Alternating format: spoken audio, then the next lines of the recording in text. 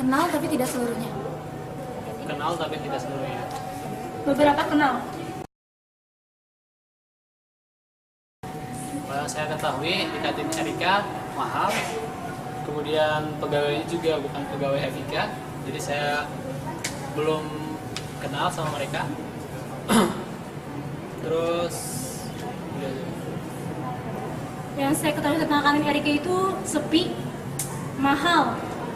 Terus juga untuk yang kemarin yang berjualan di Evika lama tidak ada yang di situ, sehingga mereka sekarang pun ada yang tidak berjualan.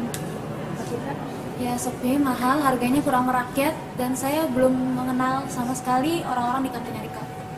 Tentang kantin ini yang saya ketahui, Kak Bintang pun dia sosok orang yang pernah mengadvokasi ini kepada Ventura dari dulu yang pedagang-pedagangnya. Nah, itu pun juga sudah dibantu sama Pak Amir gitu kan yang untuk advokasi ini, tapi masih di PHP-in ibaratnya dari dekanat kepada pedagang-pedagang itu, padahal mereka cuma mau minta bukti ataupun kejelasan bahwa boleh nggak mereka di sini atau tidak. Nah, langkah saya kemarin sudah diskusi juga untuk bertemu dengan teman-teman pedagang yang dulu di Evika lama. Kita ibaratnya diskusi bareng apa yang mereka, pokoknya ibaratnya mereka kayak meluapkan seluruh perasaannya, kita catat dalam tulisan gitu kan ya. Nanti ketika itu saya akan bertemu kepada dekanat. Ya, pertama saya mendapat kabar dari salah satu orang yang bekerja di Ventura kalau misalnya kantin Evika akan dijalankan kembali di Gedung Pasca bulan Januari 2014. Kemudian pada saat bulan Januari itu saya akan bertanya kembali apakah sudah bisa beroperasi. Kalau misalnya nyatanya belum, saya akan bekerja sama dengan kandidat-kandidat ketua BEM ini, berkumpul dengan orang-orang kantin Evika kembali, kemudian membiarkan mereka melakukan permasalahannya, kemudian akan kami beritahukan kepada pihak Ventura. belum ada solusi.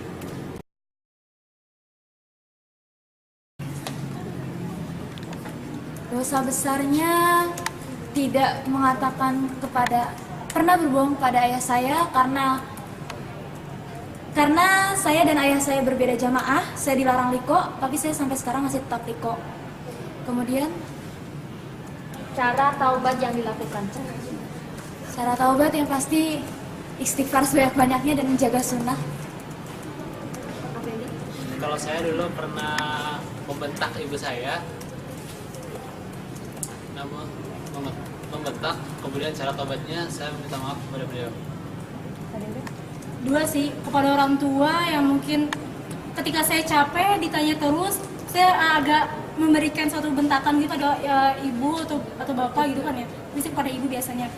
Terus selanjutnya yang kedua itu ketika saya aksi, ketika saya sosponet, saya cuma bilang diskusi, dan ketika aksi pun saya tidak pernah bilang aksi kepada orang tua. Untuk tobatnya ya pasti istighfar. Terus saya pernah kayak merenung pada malam hari, terus sama di tahajud juga sih. Lanjut, pertanyaan kedua. Sebutkan 10 nama angkatan 2012 selain TS dan CM. Selain dari kuncinya ada Angkatan 2012. ada Galip, Tiko, Alfi, Sule, kemudian ada Yeye, terus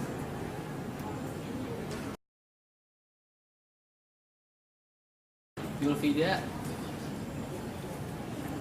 terus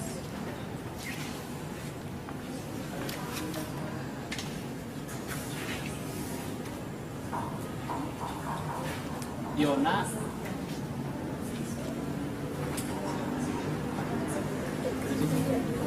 Ya, berarti kakak bisa menyebutkan 7 orang dari angkatan 2012. Selanjutnya Kak Dewe. Fani, Yuli, Nur, Anggita, Nisrina, Tri, Gali, Gina, Viko. Itu udah berapa? 9 ya?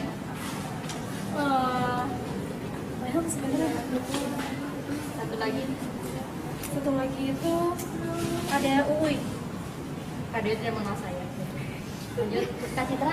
Namaku di catatan saya Naning, terus kemudian Silvana, Devi, Desi, Gali, Abel, Nim, Ayu, Audi, Tifal, Umi, Viko, Yosi.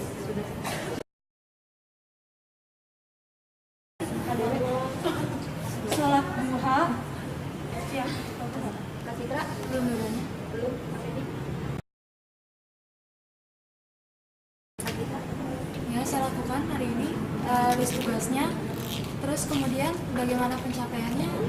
Saya punya targetannya itu, misalnya hari ini dapat PR apa, kemudian saya menulis di halaman berikutnya, kira-kira saya kerjakan hari apa saja, ya pelaksana pas hari itu saya kerjakan, kemudian saya coret. Kalau saya mengelisnya, saya mengelis di kamar, di situ saya punya papan tulis, saya tulis untuk mau ngapain hari ini. Yang saya tulis itu adalah terkait dengan agenda-agenda yang sudah jelas. Kemudian kalau terkait dengan waktu kosong saya, itu saya kosongin. Bagaimana mencapainya, saya mengingat-ingat kembali. Untuk hari ini saya tidak buat list, tapi saya berpikir masukin dalam memori otak saya. Dari pagi hingga nanti malam itu ngapain aja.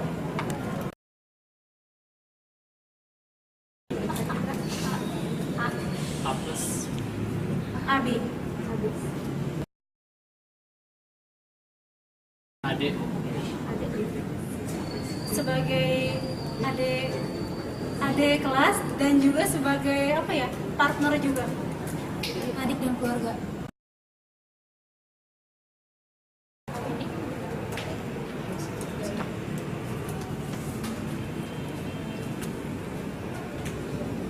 iya saya sering mengikuti training tentang kreativitas. Kemudian saya juga pernah mengikuti training tentang kepemimpinan, training nasional.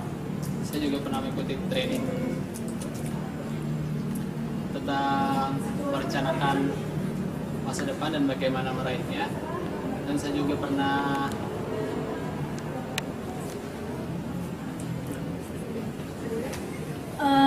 mengikuti SOL ya, School of Leader di BMFIK UI. Di situ banyak sekali materi-materi tentang kepemimpinan maupun tentang keorganisasian.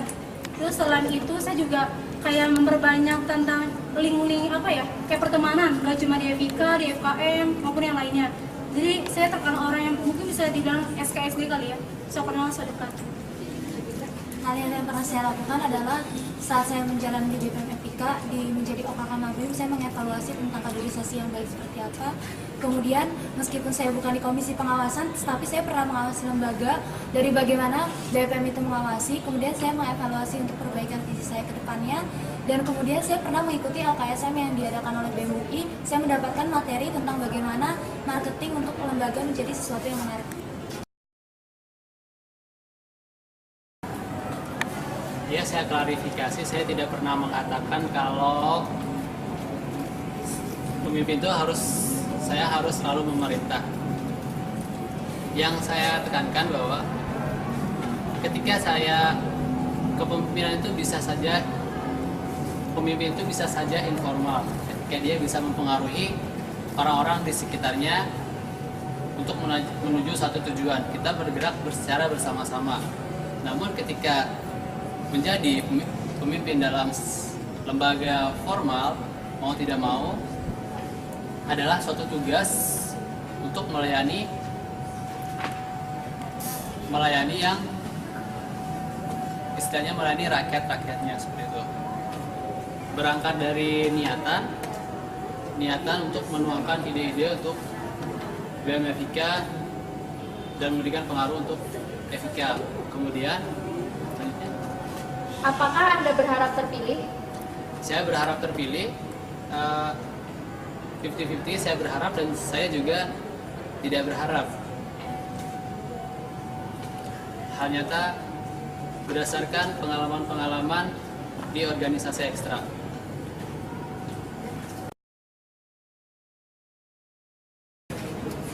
Kamar mandi untuk cuci muka, terus untuk eliminasi urin juga, terus biasanya terkadang wudhu, ya. Terus sebelum tidur biasanya saya merenung apa saja yang sudah saya lakukan hari ini, istighfar, terus saya meminta ampunan kepada Allah Subhanahu wa Ta'ala.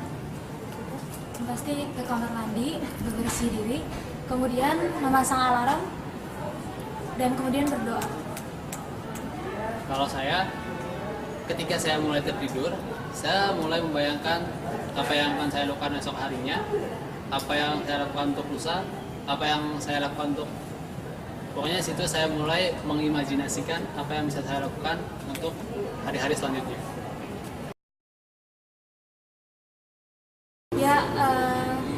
saya merasa cukup berpengaruh. Buktinya itu dengan beberapa orang yang pernah bertanya kepada saya tentang hal-hal yang menginspirasi mereka dan bertanya kepada saya tentang banyak hal. Kalau saya untuk menjadi inspirasi, mungkin orang-orang yang kenal dekat dengan saya, mereka memberikan banyak masukan-masukan, juga mereka juga mengutarakan kelebihan-kelebihan saya. Terus dan juga mereka juga memberikan evaluasi untuk kekurangan-kekurangan saya. Ya, alhamdulillah cukup berpengaruh sama inspirasi karena saya pernah beberapa kali ke angkatan ya 2013 tanya menurut kamu, menurut Ade saya seperti apa, ke 2012 juga, 2011 juga, ke 2010 sampai juga sih bertanya seperti itu, sehingga saya tahu oh iya saya sudah bisa mencapai seperti ini. Nah, ini menjadi motivasi saya ketika nantinya terpilih menjadi ketua BEM.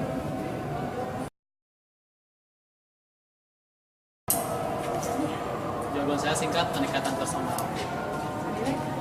Kalau tidak respect, pendekatan personal, evaluasi, kayaknya saya banyak kesalahan. Nah, habis itu kita kayak buat perjanjian bareng kalau oh ya saya harus seperti ini dan dia seperti apa. Ya, sebelumnya saya bertanya kepada dia terlebih dahulu mengapa alasan tidak respect. Terus kemudian jika ada yang dievaluasi tentang diri saya akan memperbaiki diri saya. Miskoordinasi. Lelaki. Oke. Citra Rizka. Tegas. Kalau di organisasi, saya dulu pernah di Humas BEM. Di situ saya memegang proper tentang majalah-majalah terkait dengan penulisan-penulisan di BEM dulu, dan itu tidak terpegang sama saya. Alasannya kenapa? Alasannya karena saya rasa saat itu saya kurang mampu. Udah dikomunikasikan sama kapirnya saat itu, berarti Kak Vera? Ya. Dikomunikasikan mungkin sedikit. Oke. Pada dalam akademik pernah nyontek? Contoh enggak? Seumur Oh, hidup. nyontek ke saat ujian. Ya, Nyontek saat itu enggak pernah. dari SD sampai kuliah. SD enggak, SMP enggak juga, SMA enggak. Kuliah enggak? Kuliah enggak pernah.